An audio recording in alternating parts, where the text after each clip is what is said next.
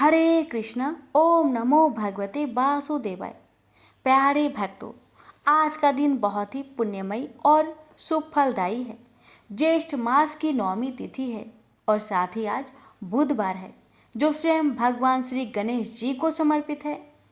जेठ मास जिसे तप और तपस्या का महीना माना जाता है।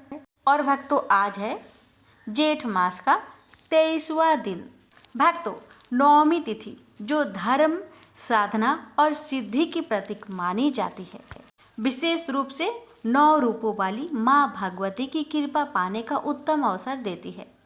और साथ ही बुधवार बुद्धि और विवेक के देवता श्री गणेश जी का दिन है। जो भी भक्त आज सच्चे मन से उनका स्मरण करता है, उसके जीवन में अर्चने मिटती है और कार्य सिद्ध होते हैं। भक्तों, जब 9वीं तिथि और बुधवार एक साथ आए, यह संकेत है कि आज की कथा केवल सुनने के लिए नहीं, बल्कि इसे अपने जीवन में उतारने का संदेश भी समाहित है। तो आइए शुद्ध मन, शांत चित्त और श्रद्धा के साथ हम प्रवेश करते हैं जेठ मास की पवित्र कथा अध्याय 23 में। उससे पहले सुनेंगे बुधवार गणेश जी की व्रत कथा। प्रेम से बोलिए जय श्री गणेश। बात उस समय की है जब परशुराम ने अपनी प्रतिज्ञा के अनुसार पृथ्वी को क्षत्रियों से रहित कर दिया था। तब वे अपने गुरु भूतनाथ के चरणों में प्रणाम करने और गुरु पत्नी अम्बा तथा उनके नारायण तुल्य दोनों गुरुपुत्र कार्तिकेय और गणनायक को देखने की लालसा से कैलाश पहुँचे। वहाँ उन्होंने अत्यंत अद्भुत कैलाशपुरी का दर्शन किया। अपने गुरु की उस दिव्य पुरी के दर्शन कर उनका नंदन आनंद विभोर हो गए।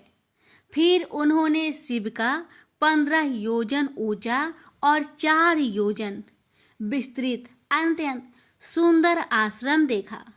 परशुराम वहाँ सबसे मिले और उन्होंने सबसे बात की। इसके बाद वे नंदीकेश्वर से आज्ञा प्राप्त कर प्रसन्नता पूर्वक आश्रम के भीतर प्रविष्ट हुए। कुछ ही आगे जाने पर महातपस्वी परशुराम ने बहुमूल्य रत्नों से निर्मित सैकड़ों मंदिर देखे। उन्होंने वहां का भीतरी द्वार देखा, जो नाना प्रकार की चित्रकारी से चित्रित तथा हीरे मोतियों की गुथी हुई मालाओं से अत्यंत शोभ्यमान था। परशुराम ने द्वार के बाएं भाग में अपने गुरुपुत्र कार्तिकेय को देखा और दाहिने और पार्वती नंदन गणेश तथा शिव पार्वती का अवलोकन किया। वे वहाँ रत्नाभरण भूषित बहुमूल्य रत्नों से बने सिंहासनों पर आसीन थे। परशुराम सबसे मिलते और प्रेम पूर्वक बात करते हुए प्रसन्नचित चित्त से आगे बढ़े ही थे कि गणेश ने उन्हें देखकर कहा, शूलपाणी इस समय शयन कर रहे हैं। मैं उन परम प्रभु की आज्ञा प्राप्त कर तत्काल तुम्हें साथ ले चलूंगा। बस इतनी देर रुक जाओ। परशुराम ने गणेश के सम्मुख खड़े खड़े उत्तर दिया, बंधुवर, मैं अपने गुरु शिव व माता पार्वती के दर्शन करना चाहता हूँ। मैं उनके चरणों में प्रणाम कर अभी लौट जाऊंगा। गणेश ने उन्हें अनेक प्रकार से समझाते हुए कहा, इस समय भूतेश्वर शिव एवं माता पार्वती अंतःपुर में है, अतएव अभी आपको वहां नहीं जाना चाहिए। परम गुरुदेव शिव एवं माता पार्वती के चरण कमलों के दर्शन करने का मेरा सहज अधिकार है। परशुराम अपने आग्रह पर दृढ़ थे, किंतु गणेश उन्हें अत्यंत विनय पूर्वक समझाते रहे। मैं तो परम पिता शिव एवं माता पार्वती के दर्शनार्थ जाऊंगा ही। यह कहकर परशुराम आगे बढ़ना ही चाहते थे कि गणेश ने उन्हें रोक दिया।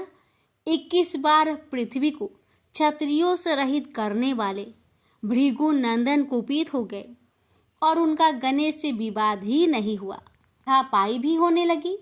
कुमार कार्तिकेय ने उन्हें समझाने का प्रयास किया, किंतु क्रोध परशुराम ने उन्हें धक्का दे दिया, जिससे वह गिर गए। शिव पुत्र गणेश ने उठकर परशुराम की उद्दंडता के लिए उनकी भर्त्सना की तो क्रोध परशुराम ने अपना तीक्ष्ण परशु उठा लिया। तब गणेश ने अपनी सूंड बढ़ाकर उन्हें उसमें लपेट लिया और घुमाने लगे। गणेश की सूंड में लिपटे परशुराम सर्वथा असहाय और निरुपाय थे। गणेश के योग बल से परशुराम स्तंभित रह गए। गणेश ने परशुराम को सप्तद्वीप, सप्त पर्वत, सप्त सागर, भूलोक, स्वर्गलोक, जनलोक, ध्रुवलोक, गौरीलोक और शंभुलोक में घुमाते हुए समुद्र में फेंक दिया। परशुराम समुद्र में तैरने लगे तो निरामयी गणनाथ ने उन्हें पुनः अपनी सूंड में उठा लिया और घुमाते हुए बैकुंठ धाम दिखाकर गोलोक धाम का दर्शन करा दिया। वहां परशुराम ने मंद मंद मुस्कुराते हुए बंसी विभूषित नवनीरद श्री कृष्ण के साथ रासवड़ी राधा का दर्शन किया तो वे बार बार उनके मंगलमयी चरण कमलों में प्रणाम करने लगे। कुछ देर बाद परशुराम सचेत होकर पृथ्वी पर गिर पड़े। उस समय उनका प्रतिवादी मुख स्तंभ गणेश जी द्वारा किया हुआ स्तंभन भी दूर हो गया। तब उन्होंने अपने अभीष्ट देवता श्री कृष्ण के जगत गुरु शिव द्वारा प्रदत्त परम दुर्लभ स्रोतम एवं कवच का स्मरण किया और संपूर्ण शक्ति से सूर्य की प्रभा के तुल्य तीक्ष्णतम अपने परशु से गौरी नंदन पर प्रहार कर दिया। गणेश ने अपने परम पूज्य पिता के अमोघ अस्त्र का सम्मान करने के लिए उसे अपने बाएं दांत से पकड़ लिया। शिव शक्ति के प्रभाव से वह तेजस्वी परशु गणेश के बाएं दांत को समूल काट कर पुनः रेणु का पुत्र परशुराम के हाथ में लौट आया। गणेश का दांत टूटते ही भयानक गर्जना हुई और रक्त का फवारा फूट पड़ा। मुंह से निकलकर रक्त से सना दांत भूतल पर गिर पड़ा। उस समय धरित्री कांप उठी। यह दृश्य कार्तिकेय, क्षेत्रपाल आदि पार्षद तथा शून्य में देवगण अत्यंत भयभीत होकर हाय हाय करने लगे। कैलाशवासी डर से मूर्छित हो गए। निंद्रापति सुधत्मा शिव की निंद्रा भंग हुई। बेटा यह क्या हुआ? दौड़ी हुई पार्वती आई तो उन्होंने अपने पुत्र गणेश के टूटे दांत तथा रक्त से सने हुए मुंह को देखा और देखा कि उनके हृदय खंड गणेश क्रोध शून्य परम शांत लज्जा से सिर झुकाए खड़े हैं। अत्यंत व्याकुल होकर उन्होंने स्कंद से पूछा, क्या बात है?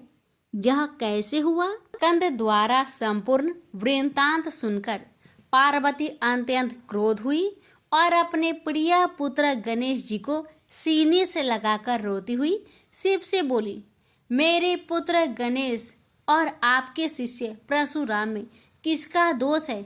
आप ही निर्णय करें।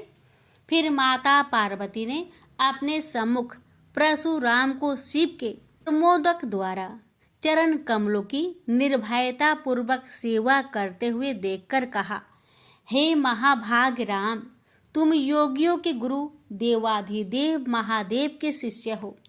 तुम शुद्ध मन वाले हो। तुम्हारी अशुद्धता का कारण मेरी समझ में नहीं आ रहा। तुमने करुणामय गुरु से अमोघ परशु प्राप्त कर पहले तो उसकी क्षत्रिय जाति पर परीक्षा की और अब गुरु पुत्र पर परीक्षा की है। श्रुति गुरु दक्षिणा देने का निर्देश करती है और तुमने अत्यंत निर्दयता पूर्वक गुरु पुत्र का समूल एक दांत ही नष्ट कर दिया। अब इसका सिर भी काट डालो। चरमता का अमोघ परशु प्राप्त कर ले तो क्षुद्र श्रृंगाल भी वनराज को मार सकता है। इतना कहकर क्रोध से भगवती पार्वती परशुराम को मारने के लिए प्रस्तुत हो गई। भय बस परशुराम ने मन ही मन करुणा सागर गुरु को प्रणाम कर अपने इष्ट देव गोलोकनाथ श्री कृष्ण का स्मरण किया। तभी पार्वती ने अपने सम्मुख एक बौने ब्राह्मण बालक को देखा। उस पर तेजस्वी ब्राह्मण बालक को देखकर आतुरता से भगवान शंकर ने भक्ति पूर्वक मस्तक झुकाकर प्रणाम किया। उसके बाद माता पार्वती ने भी उसे प्रणाम किया। परम तेजस्वी ब्राह्मण बालक ने शिव एवं पार्वती को शुभ आशीर्वाद प्रदान किया। यह दृश्य देखकर कैलाशवासी बालक बालिकाएं भयभीत एवं चकित हो गए। फिर भगवान शंकर ने उनका पूजन किया। वे वामन भगवान रत्न सिंहासन पर विराजमान थे। उनका उत्कृष्ट तेज सर्वत्र फैल रहा था। भगवान शंकर ने मधुर शब्दों में कहा, आज मेरा परम सौभाग्य है जो आपने कृपा पूर्वक मेरे यहाँ पधार कर मुझे सेवा का अवसर प्रदान किया है। आशुतोष शिव की मधुर वाणी से प्रसन्न होकर ब्राह्मण बाल रूपी स्वयं श्री हरि ने गंभीर स्वर में कहा, आप लोग की वर्तमान स्थिति जानकर मैं श्वेत द्वीप से आ रहा हूँ।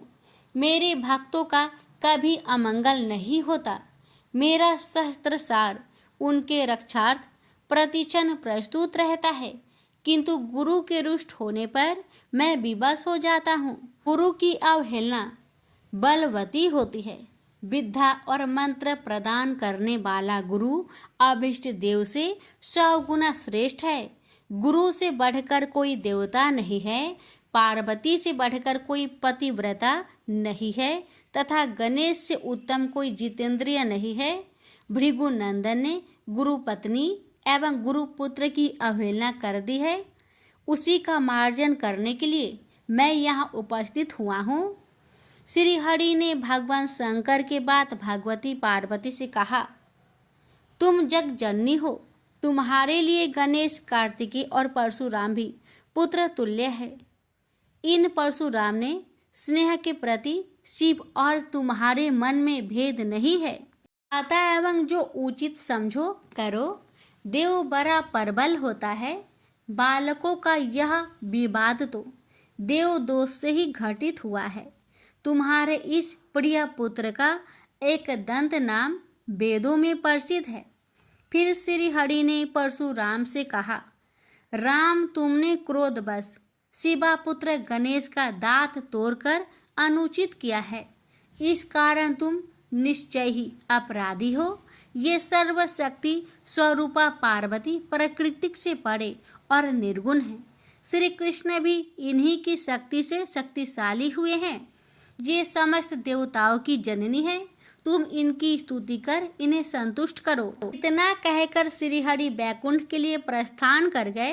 परशुराम ने भी स्नान कर शुद्ध वस्त्र धारण कर लिए। वह हाथ जोड़कर गुरुदेव के चरणों में प्रणाम कर सिर झुकाए जगजननी गौरी का स्तवन करने लगे। भक्तवर परशुराम के संपूर्ण अंग पुलकित थे और उनके नेत्र से अश्रु प्रवाहित हो रहे थे। इस प्रकार करुण प्रार्थना करते हुए अंत में परशुराम ने कहा, जगजननी रक्षा करो, मेरे अपराध को क्षमा कर दो। भला कहीं बच्चे के अपराध करने से माता कुपित होती है। यह कहकर परशुराम ने माता पार्वती के चरणों में प्रणाम कर अत्यंत दुखी होकर रोने लगे। परशुराम की करुण प्रार्थना से करुणामयी पार्वती का हृदय द्रवित हो गया। उन्होंने प्रीति पूर्वक परशुराम को अभय दान देते हुए कहा, बेटा अब शांत हो जाओ। आशुतोष के अनुग्रह से तुम्हारी सर्वत्र विजय हो। सर्वतरात्मा श्री हरि तुम पर सदा प्रसन्न रहे। गुरुदेव शिव में तुम्हारी भक्ति सुदृढ़ रहे। तुम अमर हो जाओ।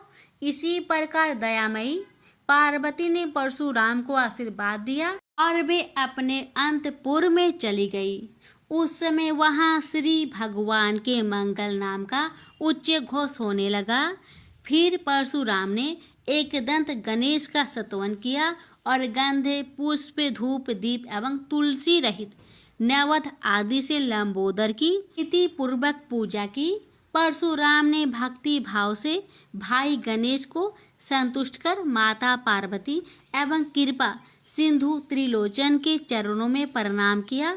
फिर उन्होंने गुरु की आज्ञा प्राप्त कर प्रसन्नता पूर्वक वहां से प्रस्थान किए। प्रेम से बोलिए गौरी पुत्र गणेश भगवान की जय। हर हर महादेव, माता पार्वती की जय। तो आइए शुरुआत करते हैं कथा। प्रेम से बोलिए हरे कृष्ण। भक्तों, सूत जी कहते हैं, शौनक जी, वहां पहुंचकर राजा परीक्षित ने देखा कि एक राजभेषधारी क्षुद्र हाथ में डंडा लिए हुए है और गाय बैल के एक जोड़े को इस तरह पीटता जा रहा है जैसे उनका कोई स्वामी ही ना हो। वह कमल तंतु के समान श्वेत रंग का बैल एक पैर से खड़ा कांप रहा था तथा क्षुद्र की ताड़ने से पीड़ित और भयभीत होकर मूत्र त्याग कर रहा था। धर्म उपयोगी दूध, घी आदि हविष्य पदार्थों को देने वाली वह गाय भी बार बार क्षुद्र के पैरों की ठोकर खाकर अत्यंत दीन हो रही थी। एक तो वह स्वयं ही दुबली पतली थी, दूसरे उसका बछड़ा भी उसके पास नहीं था। उसे भूख लगी हुई थी और उसकी आंखों से आंसू बहते जा रहे थे। स्वर्ण जटित रथ पर चढ़े हुए राजा परीक्षित ने अपना धनुष चढ़ाकर मेघ के समान गंभीर वाणी से उसको ललकारा, अरे तू कौन है जो बलवान होकर भी मेरे राज्य के इन दुर्बल प्राणियों को बलपूर्वक मार रहा है? तूने नट की भांति भेष तो राजा का सा बना रखा है, परंतु कर्म से तू क्षुद्र जान पड़ता है। हमारे दादा अर्जुन के साथ भगवान श्री कृष्ण के परम धाम पधार जाने पर इस प्रकार निर्जन स्थान में निरपराधों पर प्रहार करने वाला तू अपराधी है, अतः वध के योग है। उन्होंने धर्म से पूछा, कमल नाल के समान आपका श्वेत वर्ण है, 3 पैर ना होने पर भी आप एक ही पैर से चलते फिरते हैं। यह देखकर मुझे बड़ा कष्ट हो रहा है। अभी यह भूमंडल कुरुवंशी नरपतियों के बाहुबल से सुरक्षित है। इसमें आपके सिवा और किसी भी प्राणी की आंखों से शोक के आंसू बहते मैंने नहीं देखे।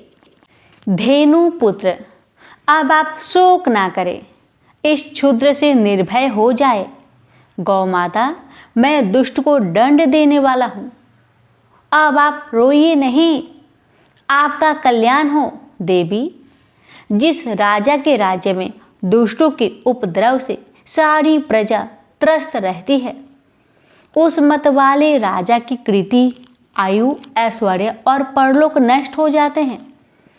राजाओं का परम धर्म यही है कि वे दुखियों का दुख दूर करें। यह महादुष्ट और प्राणियों को पीड़ित करने वाला है, अतः मैं अभी इसे मार डालूंगा। सुरभि नंदन, आप तो 4 पैर वाले जीव हैं, आपके 3 पैर किसने काट डाले? श्री कृष्ण के अनुयायी राजाओं के राज्य में कभी कोई भी आपकी तरह दुखी ना हो। वृषभ, आपका कल्याण हो। बताइए, आप जैसे निरपराध साधुओं का अंग भंग करके किस दुष्ट ने पांडवों की कृति में कलंक लगाया है? जो किसी निरपराध प्राणी को सताता है, उसे चाहे वह कहीं भी रहे, मेरा भय अवश्य होगा। दुष्टों का दमन करने से साधुओं का कल्याण ही होता है। जो उद्धंत व्यक्ति निरपराध प्राणियों को दुख देता है, वह चाहे साक्षात देवता ही क्यों न हो, मैं उसकी बाजू बंद से विभूषित भुजा को काट डालूंगा। बिना आपत्ति काल की मर्यादा का उल्लंघन करने वाले को शास्त्रानुसार दंड देते हुए अपने धर्म में स्थित लोगों का पालन करना राजाओं का परम धर्म है। धर्म ने कहा, राजन, आप महाराज पांडु के वंशक हैं, आपका इस प्रकार दुखियों को अवशासन देना आपके योग ही है। क्योंकि आपने पूर्वजों के श्रेष्ठ गुणों के भगवान श्री कृष्ण को उनका सारथी और दूत आदि बना दिया था। नरेंद्र, शास्त्रों के विभिन्न वचनों से मोहित होने के कारण हम उस पुरुष को नहीं जानते जिससे कलेशों के कारण उत्पन्न होते हैं। जो लोग किसी भी प्रकार के दैत्य को स्वीकार नहीं करते, वे अपने आप को ही अपने दुख का कारण बतलाते हैं। कोई प्रारब्ध को कारण बतलाता है तो कोई कर्म को, कुछ लोग स्वभाव को तो कुछ लोग ईश्वर को दुख का कारण मानते हैं। किन्हीं किन्हीं का ऐसा भी निश्चय है कि दुख का कारण न तो तर्क के द्वारा जाना जा सकता है और न वाणी के द्वारा बतलाया जा सकता है। राजश्री, अब इनमें कौन सा मत ठीक है, या आप अपनी बुद्धि से ही विचार लीजिए। सूत जी कहते हैं, ऋषि श्रेष्ठ शौनक जी, धर्म का यह प्रवचन सुनकर सम्राट परीक्षित बहुत प्रसन्न हुए। उनका खेद मिट गया। उन्होंने शांतिचित होकर उनसे कहा, धर्म का टट्टुआ जानने वाले वृषभदेव, आप धर्म का उपदेश कर रहे हैं। अवश्य ही आप वृषभ के रूप में स्वयं धर्म है। आपने अपने को दुख देने वाले का नाम इसलिए नहीं बताया है, अधर्म करने वाले को जो नरक आदि प्राप्त होते हैं वे ही चुगली करने वाले को भी मिलते हैं, अथवा यही सिद्धांत निश्चय है कि प्राणियों के मन और वाणी से परमेश्वर की माया के स्वरूप का निरूपण नहीं किया जा सकता। धर्मदेव, सतयुग में आपके 4 चरण थे, तप, पवित्रता, दया और सत्य। इस समय अधर के अंश, गर्भ, आसक्ति और मद से 3 चरण नष्ट हो चुके हैं। अब आपका 4था चरण केवल सत्य ही बचा रहा है। उसी के बल पर आप जी रहे हैं। असत्य से पुष्ट हुआ यह अधर्म रूप कलयुग उसी भी ग्रास कर लेना चाहता है। ये गौ माता साक्षात पृथ्वी है। भगवान ने इनका भारी बोझ उतार दिया था और ये उनके राशि राशि सौंदर्य बिखरने वाली चरण चिन्हों से सर्वत्र उत्सवमयी हो गई थी। अब ये उनसे बिछुड़ गई है। वे साध्वी अभागिन के समान नेत्रों में जल भरकर यह चिंता कर रही है कि अब राजा का स्वयं बनाकर ब्राह्मण द्रोही क्षुद्र मुझे भोगेंगे। महारथी परीक्षित ने इस प्रकार धर्म और पृथ्वी को सत्वाना दी। फिर उन्होंने अधर्म के कारण रूप कलयुग को मारने के लिए तीक्ष्ण तलवार उठाई। कलयुग तार गया कि ये तो अब मुझे मार ही डालना चाहता है, अतः झटपट उसने अपनी राज चिन्ह उतार डाले और भय विहल होकर उनके चरणों में अपना सिर रख दिया। परीक्षित बड़े यशस्वी, दीन वत्सल और शरणागत रक्षक थे। उन्होंने जब कलयुग को अपने पैरों पर पड़े देखा तो कृपा करके उसको मारा नहीं, अपितु हंसते हुए से उससे कहा। परीक्षित बोले, जब तू हाथ जोड़कर शरण आ गया तब अर्जुन के यशस्वी वंश में उत्पन्न हुए किसी भी वीर से तुझे कोई भय नहीं है, परंतु तू अधर्म का सहायक है, इसलिए तुझे मेरे राज्य में बिल्कुल नहीं रहना चाहिए। तेरे राजाओं के शरीर में रहने से ही लोभ, झूठ, चोरी, दुष्टता, स्वधर्म त्याग, दरिद्रता, कपट, कलह, दंभ और दूर से पापों की बढ़ती हो रही है। अतः अधर्म के साथ इस ब्रह्मावर्त में तू एक क्षण के लिए भी न ठहरना, क्योंकि यह धर्म और सत्य का निवास स्थान है। इस क्षेत्र में यज्ञ विधि के जानने वाले महात्मा यज्ञों के द्वारा यज्ञ पुरुष भगवान की आराधना करते रहते हैं। इस देश में भगवान श्री हरि यज्ञ के रूप में निवास करते हैं। यज्ञ के द्वारा उनकी पूजा होती है और वे यज्ञ करने वालों का कल्याण करते हैं। वे सर्वात्मा भगवान वायु की भांति समस्त चराचर जीवों के भीतर और बाहर एक रस स्थित रहते हुए उनकी कामनाओं को पूर्ण करते रहते हैं। सूत जी कहते हैं, परीक्षित की यह आज्ञा सुनकर कलयुग सिहर उठा। यमराज के समान मारने के लिए उद्धत हाथ में तलवार लिए हुए परीक्षित से वह बोला। कली ने कहा, सार्वभौम, आपकी आज्ञा से जहाँ कहीं भी मैं रहने का विचार करता हूँ, वहीं देखता हूँ कि आप धनुष पर बाण चढ़ाए खड़े हैं। धार्मिक शिरोमणि, आप मुझे वह स्थान बतलाइए जहाँ मैं आपकी आज्ञा का पालन करता हुआ स्थिर होकर रह सकूं। सूत जी कहते हैं, कलयुग की प्रार्थना स्वीकार करके राजा परीक्षित ने उसे 4 स्थान दिए। धूत, मद्यपान, स्त्री संग और हिंसा।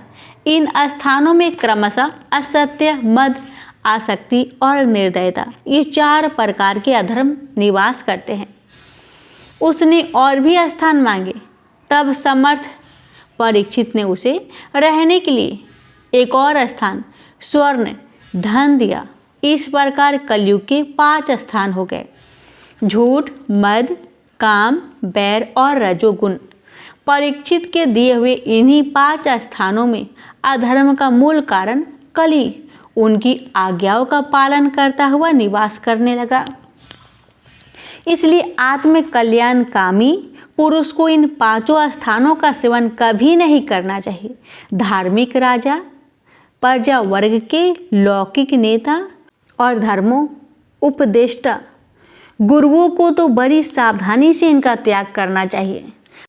राजा परीक्षित ने इसके बाद वृषभ रूप धर्म के 3 चरण तपस्या, शौच और दया जोड़ दिए और अवशासन देकर पृथ्वी का संवर्धन किया।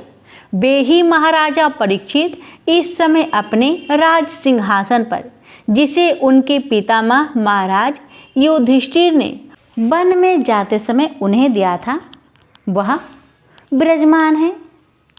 वे परम यशस्वी सौभाग्य भाजन चक्रवर्ती सम्राट राजा परीक्षित इस समय हस्तिनापुर में कौरव कुल की राज्य लक्ष्मी से शोभ्यमान है। अभिमन्यु नंदन राजा परीक्षित वास्तव में ऐसे ही प्रभावशाली है, जिनके शासन काल में आप लोग इस दीर्घकालीन यज्ञ के लिए दीक्षित हुए हैं। प्रेम से बोलिए हरे कृष्णा। प्यारे भक्तों, आज की यह दिव्य कथा यहीं पर समाप्त हो रही है। इसकी आगे की कथा कल के वीडियो में अवश्य सुनिएगा। ये कथा है राम लक्ष्मण का स्वर्गलोक गमन की कथा। जय श्री राम। श्री रामचंद्र अब गंभीरता का समुद्र बन गए थे। नारी कोमल हृदय होती है, परंतु समय आने पर चट्टानों से ढींड भी हो जाती है।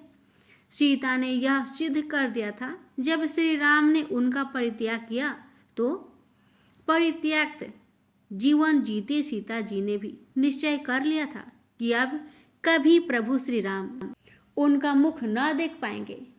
अपने इस निश्चय पर दृढ़ रहकर उन्होंने अंतिम समय पर कठोरता धारण कर ली थी। जब चाहा अपना लिया और जब चाहा त्याग दिया। नारी खिलौना नहीं है। सीता की गति में यही संदेश है। श्री राम जब से लव कुश को लेकर अयोध्या लौटे हैं, तभी से उनके नेत्र में अन्नपूर्णा है। होती भी क्यों ना, उनकी प्राण प्रिया से उनका अस्थायी वियोग हो गया।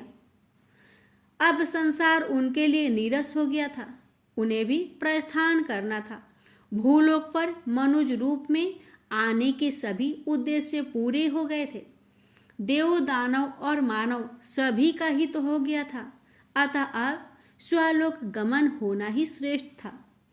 श्री रामचंद्र जी ने गुरु वशिष्ठ को बुलाकर राज कार्यों से संन्यास लेने की इच्छा प्रकट कर दी। वशिष्ठ जी समझ गए कि अब प्रभु श्री राम अपनी लीला का समापन करना चाहते हैं। अतः उन्होंने सभी मंत्रियों और सभासदों को प्रभु की इच्छा से अवगत कराकर युवराज लव के राज तिलक की तैयारियां कर दी। अयोध्या में उत्सव होने लगे। घर घर में मंगल गान गाए जाने लगे। अतिथियों का आगमन होने लगा। राज्य में अनेक अतिथि शिलाएं बनाई गई। सुदूर राज्य से नरेश आ रहे थे अयोध्या का आतिथ्य सुख प्राप्त होना बड़े गौरव की बात थी। गुरु वशिष्ठ ने राज तिलक का मुहूर्त शोध लिया था। सभी ग्रह गोचर अनुकूल और प्रकृति भी अनुकूल हो गई थी। न अधिक गर्मी है न अधिक सर्दी। निश्चित मुहूर्त में रघुकुल के सिंहासन पर लव का राज तिलक कर दिया गया। श्री राम ने इस अवसर पर ब्राह्मणों को दान दिया। अब श्री राम राज कार्य से भी मुक्त हो गए थे। कार्य मुक्त हो गए तो अब इस संसार में क्या शेष रह गया। सभी कर्तव्य अपनी दायित्व पूरे हो चुके थे। अब तो शेष अवतार लक्ष्मण जी सहित बैकुंठ ही जाना श्रेष्ठ था। इसके लिए भी लोक व्यवहार को संतुष्ट करना होगा। श्री राम ने मनुष्य जीवन जितना सरल और स्वाभाविक जिया, मृत्यु भी उतनी ही स्वाभाविक हो। मृत्यु के कारण और निमित्त अस्पष्ट होने चाहिए। इसके बिना वह क्रियाशील नहीं होती। श्री राम को कारण उत्पन्न करना था और निमित्त भी नियुक्त करना था। उन्होंने इसके लिए प्रेरणा कर दी। मृत्यु देवता को प्रभु श्री राम की प्रेरणा प्राप्त हो गई थी। प्रभु के प्रेरणा से मृत्यु देव विचार करने लगे कि श्री हरि को धरा पर रहते बहुत समय व्यतीत हो गया। बैकुंठ उनके बिना शोभा नहीं देता। प्रभु से विनती करके यह तो जाना जाए कि वे कब बैकुंठ पधार रहे हैं। ऐसा विचार कर वे श्री राम के कक्ष में उनके सम्मुख प्रकट हुए और उन्हें सिर झुकाकर प्रणाम किया। प्रभु ने मृत्यु देव को आसन देकर अपने कक्ष से बाहर आए और अनुज लक्ष्मण को अपने पास बुलाया। लक्ष्मण ने प्रभु को शीश नवाकर आशीर्वाद प्राप्त किया तो श्री राम ने कहा, हे अनुज, मैं अपने कक्ष में एक विशेष अतिथि से अत्यंत विशेष मंत्रणा करने वाला हूँ। मुझे इस मंत्रणा में किसी प्रकार का हस्तक्षेप नहीं चाहिए। तुम्हें कक्ष के बाहर मंत्रणा होने तक प्रहरी बनकर खड़े रहना है। इतना सजग प्रहरी बनकर खड़े रहना कि कोई भी कितना भी महत्वपूर्ण अंग तो क्यों ना आ जाए, मेरी आज्ञा के बिना कक्ष में प्रवेश ना करे, भले ही वे स्वयं देवराज इंद्र क्यों ना हो। अनुज, यदि अवज्ञा हुई तो इसका दंड मृत्यु दंड भी हो सकता है। आशा है कि दृढ़ता के साथ आज्ञा का पालन करोगे। लक्ष्मण जी ने सहमति में सिर हिलाया। प्रभु श्री राम ऐसा आदेश दे रहे थे तो अवश्य ही कोई गंभीर विषय होगा। लक्ष्मण ने दृढ़ता धारण कर ली। श्री राम अपने कक्ष में चले गए। स्वयं इंद्र ही क्यों ना आ जाए, अवज्ञा हुई तो मृत्यु दंड। श्री राम के गंभीर शब्द लक्ष्मण के कानों में गूंज रहे थे और उन्हें दृढ़ता प्रदान कर रहे थे। यद्यपि मन में यह जिज्ञासा भी थी कि वह विशेष अतिथि कौन था जिससे प्रभु इतनी गोपनीय बात ऐसी कड़ी व्यवस्था के अंतर्गत कर रहे थे। किसी अतिथि को उन्होंने राजमहल में आते नहीं देखा, परंतु लक्ष्मण की यह जिज्ञासा मन में ही दबी थी। प्रभु की लीला अपरंपार है। वे स्वलोक गमन की लोकानुकूल भूमिका बना रहे थे। इसका लक्ष्मण को आभास तक नहीं था। नियमित राजमहल के मुख्य द्वार में प्रवेश कर चुका था।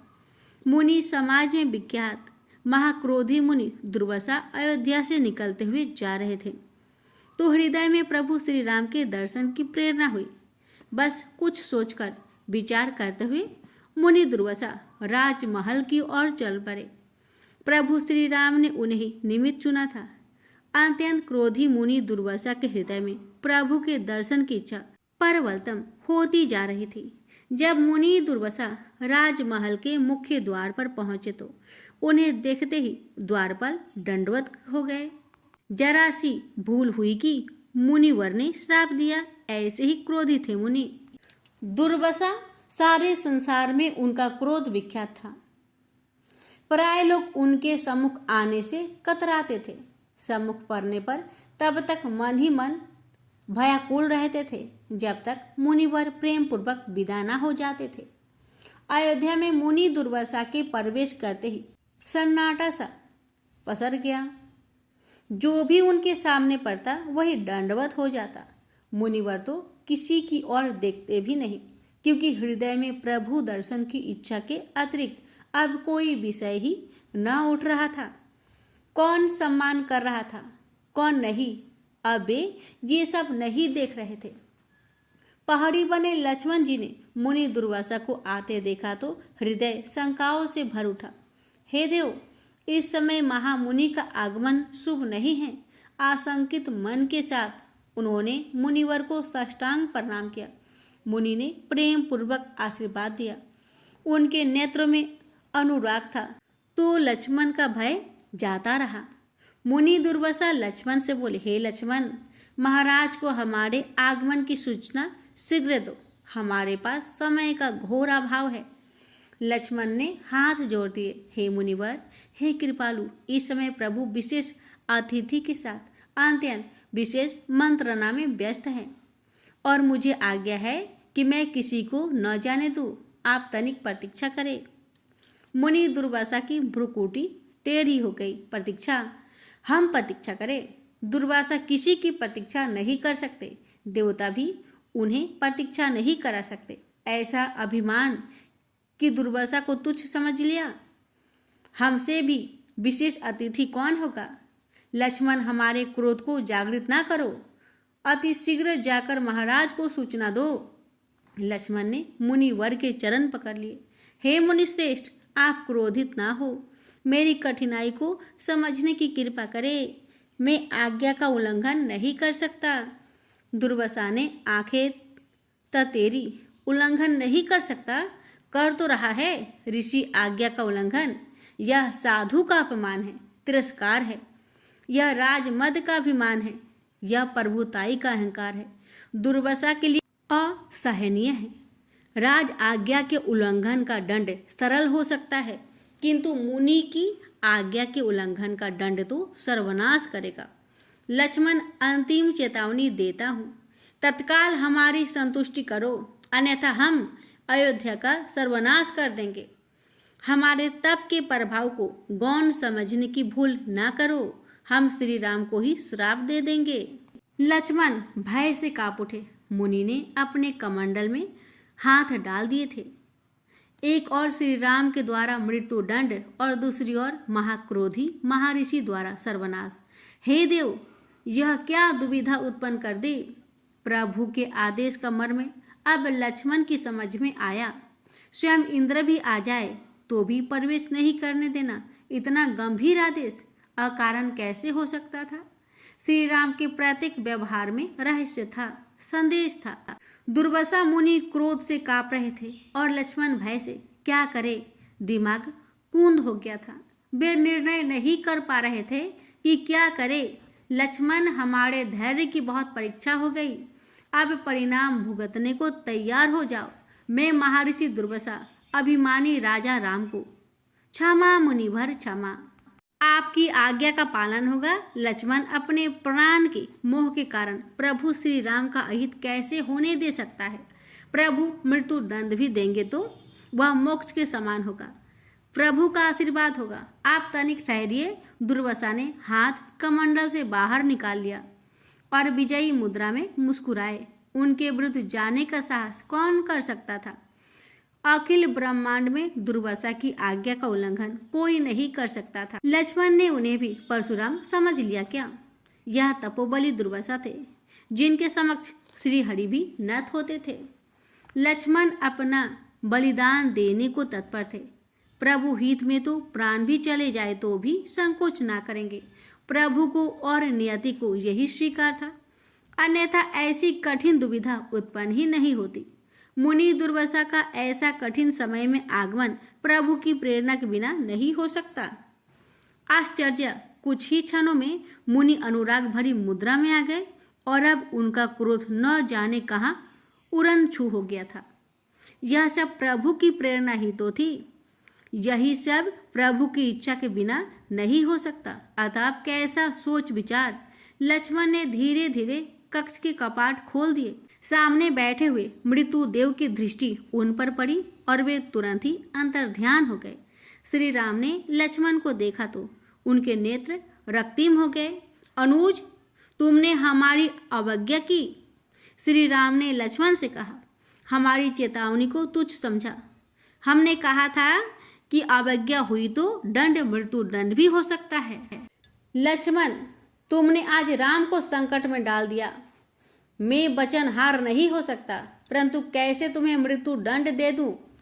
मेरे नेत्रों के सम्मुख से चले जाओ लक्ष्मण, मैं तुम्हारा मुख नहीं देखना चाहता। लक्ष्मण अवज्ञा का कारण भी न बता सके और प्रभु ने उन्हें त्याग दिया, तो अब कैसे उनके नेत्र को पीड़ा दे सकते थे? प्रभु ने अपना मुख घुमा लिया था, तो अब शेष क्या था? लक्ष्मण विलाप करते हुए कक्ष से बाहर निकले तो दुर्वासा अस्तबद खड़े थे। उनकी साधु हठ ने क्या अनर्थ कर दिया था। जग विदित राम लक्ष्मण की जोड़ी को ऐसे तोड़ दिया जैसे साग से पत्ता। दुर्वासा करवद होकर श्री राम से बोले, हे प्रभु, अपराध मुझसे हुआ, दोषी मैं हूँ, अभिमान मुझसे है, दंड मुझे दीजिए। लक्ष्मण जी निर्दोष है। मुझ अधम ने श्राप देने का विचार भर किया और आपने उसे सत्य कर दिया। क्षमा महाप्रभु क्षमा। मुनि आर्त होकर प्रभु के चरणों से लिपट गए। श्री राम ने उन्हें उठाकर अपने हृदय से लगा लिया। हे मुनिवर, आप क्यों शोक करते हैं? नियति को यही स्वीकार था, होने को कौन टाल सकता था? आप तो केवल निमित्त बने। करुणा निधान प्रभु ने मुनिवर का संताप हर लिया तो मुनिवर शांत हो गए। लक्ष्मण विलाप करते हुए राजमहल से बाहर जा रहे थे और दास दासियां एवं रानियां सभी सन्न रह गई थी। हाय विधाता, यह कैसी विपदा आ गई है? क्यों हो गया? राजमहल में सन्नाटा छा गया। क्या हुआ कोई नहीं जानता, परंतु जो देखा उसने ही स्पष्ट कर दिया था कि कुछ अधिक ही अनर्थ हो गया था। लक्ष्मण राजमहल से बाहर निकलकर राजपथ पर दौड़े जा रहे थे। पुरवासी चकित और भयभीत हो उठे। सर्वत्र सुख शांति के बीच यह कैसा व्यवधान आ गया? लक्ष्मण नगर से बाहर आ गए। प्रभु ने जिसे त्याग दिया उसका जीवन व्यर्थ है। लक्ष्मण ने सरयू में प्रवेश कर लिया और धीरे धीरे वे सरयू की गहराई में समाते जा रहे थे। उधर तट पर अयोध्यावासी चीख चीख कर विलाप कर रहे थे। श्री राम के आदर्श जीवन ने चहु और धर्म की स्थापना कर दी थी। उनके उज्जवल चरित्र के समाज को कोई नई दिशा प्रदान की। श्री राम के पावन चरित्र को घर घर में सम्मान दिया जाता था और लोग उनका अनुसरण करते थे। माताएं अपने पुत्र को राम जैसा बनने की शिक्षा देती थी। पिता अपने पुत्र को श्री राम की पितृभक्ति का उदाहरण देते थे। ऐसा कोई घर, ग्राम और नगर न था जहाँ नित्य राम चर्चा न होती हो। साधु परंपरा में राम के अतिरिक्त कोई बात न होती थी। वे श्री हरि का मनुज अवतार थे, परंतु समाज उन्हें श्री हरि का अवतार समझकर नहीं, उनके मानवीय आदर्शों के कारण उनकी भक्ति करते थे। श्री राम लोक व्यवहार में महाराज थे और भक्ति मार्ग में प्रभु थे। जाके रही भावना जैसी, प्रभु मूरत देखी तिन्ह जैसी। श्री राम का पावन चरित्र विराट, विहंगम और विशेष था। श्री राम एक थे, परंतु लोगों की दृष्टि में अनेक स्वरूप हो गए थे। माता पिता उनमें अपना पुत्र देखते थे, युवक उनमें भाई देखते थे, भीलकोल उनमें सखा देखते थे, तो मुनिजन उनमें इष्ट देखते थे। अयोध्या में सर्वत्र सुख शांति थी। राजा लव ने अपने पिता के आदर्शों व मूल्य का अनुसरण करते हुए शासन संभाल लिया था। कुश को उत्तर पूर्व का राज्य दे दिया गया था, जिन्होंने कुशीनारा नाम की राजधानी बसा ली थी। भरत और शत्रुघ्न उनके पुत्र कैकेयी आदि परदेशों के अधिपति हुए। शत्रुघ्न और उनके पुत्र को दक्षिण पूर्व का दायित्व सौंपा गया। लक्ष्मण के पुत्र को पश्चिम पूर्व में राज्यभार मिला। श्री राम ने सबको संतुष्ट कर दिया था। अब वे स्वयं को संतुष्ट करना चाहते थे। बैकुंठ में लक्ष्मी जी उनकी प्रतीक्षा कर रही थी। शेष अवतार लक्ष्मण अपने मूल स्वरूप में पहुंच गए थे। अब प्रभु को भी अपनी नर लीला का समापन करना था। देवऋषि नारद श्री राम के मनुज रूप के अंतिम दर्शन कर लेने की इच्छा से अयोध्या आ गए। श्री राम की मनोहर छवि देखकर नारद जी भाव विभोर होकर उनकी स्तुति करने लगे। हे नाथ, आप ही सर्वत्र सर्वज्ञ और सर्वहितकारी है। आपने अपनी कृपा से अखिल ब्रह्मांड के समस्त जड़ चेतन का मंगल किया है। आपने दुष्टों पर भी करुणा की और उन्हें परम गति प्रदान की, जिनके पाप पर्वतों से भी ऊंचे हो गए थे और उनके उद्धार का कोई मार्ग न था। ऐसे पापियों को भी आपने सहज में मोक्ष प्रदान किया। आपकी करुणा से सब तर गए। प्रभु श्री राम ने देव ऋषि को अपने हृदय से लगा लिया। नारद राम अवतार में भी उनके परम स्नेही थे। देव ऋषि ने दर्शन सुख का आनंद लिया। अब यह मनोहर छवि नेत्रों में बसा लेनी चाहिए, क्योंकि श्री राम मानव जीवन की नश्वरता का भी पालन करने वाले थे। जीवन मरण धर्मा होता है। श्री राम लोक व्यवहार को ये भी संदेश देने वाले थे कि यदि ईश्वर भी मृत्यु लोक में शरीर धारण करके आएंगे तो उन्हें भी नश्वरता के नियम का पालन करना होगा। देव ऋषि उनकी लीला के क्षण क्षण की साक्षी रहे थे और अंत तक रहना चाहते थे कि प्रभु किस तत्व को अपनी दह लीला समाप्त करने का माध्यम बनाकर कृतार्थ करेंगे। प्रभु श्री राम ने लीला के समापन का मुहूर्त विचार लिया था। वह शुभ गोधूली बेला थी। उन्होंने अपने इष्ट भगवान शिव की आराधना की और दीप जलाकर उन्हें समर्पित करते हुए अग्नि तत्व को संतुष्ट किया। अयोध्या के राजमहल में नित्य ही इस समय सभी जाग जाते थे, परंतु आज प्रभु प्रेरणा से सब निद्रा मगन थे। प्रभु किसी को अपनी आंखों के समक्ष दुखी नहीं देख सकते थे, इसलिए समापन नितांत सौसीमित था। प्रभु राजमहल से बाहर आए और आकाश को नमन किया।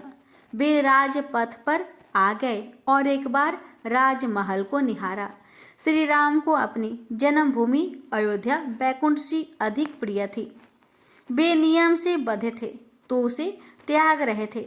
जीवन के नियमों का उल्लंघन ना हो, भले ही प्राण भी त्यागना पड़े, यही उनका आदर्श था। भोर होने में समय था, सूर्योदय समयबद्ध थे, परंतु प्रभु दर्शन को व्याकुल थे, नियम तोड़ नहीं सकते थे। श्री राम पतित पावनी देव नदी सरयू की तट पर आ गए और उनकी स्तुति की। फिर तट पर मस्तक रखकर जन्मभूमि की रज मस्तक पर धारण की। सरयू स्त्री रूप में प्रभु का स्वागत करने आ गई थी। श्री राम ने हाथ आगे बढ़ाकर जल में चरण कमल रखे। जल की गहराई में जाते ही श्री राम ने प्राण वायु को त्याग दिया। पांचों तत्व संतुष्ट हुए और श्री राम ने पंच महाभूतों की महानता स्थापित कर दी। इसी के साथ श्री राम की मनुज लीला का समापन हुआ। क्षीर सागर में श्री हरि के समीप बैठी लक्ष्मी प्रफुल्लित थी। श्री हरि वहां विग्रह रूप में विद्यमान थे, क्योंकि वास्तव में तो वे मनुज रूप में श्री राम थे। दिव्य क्षीर सागर पर एकाएक श्री हरि की वह मनोहर छवि प्रकट हुई, जिसकी प्रतीक्षा लक्ष्मी जी बड़े मनोयोग से कर रही थी। श्री हरि बैकुंठ में आ गए और देखते ही देखते वे अपने विग्रह में समा गए। उनकी अनुपम आभा से बैकुंठ आलौकिक हो उठा। देवताओं ने प्रभु श्री हरि की समवेत स्वर में स्तुति की और दिव्य पुष्प वर्षा करके उनका स्वागत किया। प्रेम से बोलिए सियावर रामचंद्र की जय।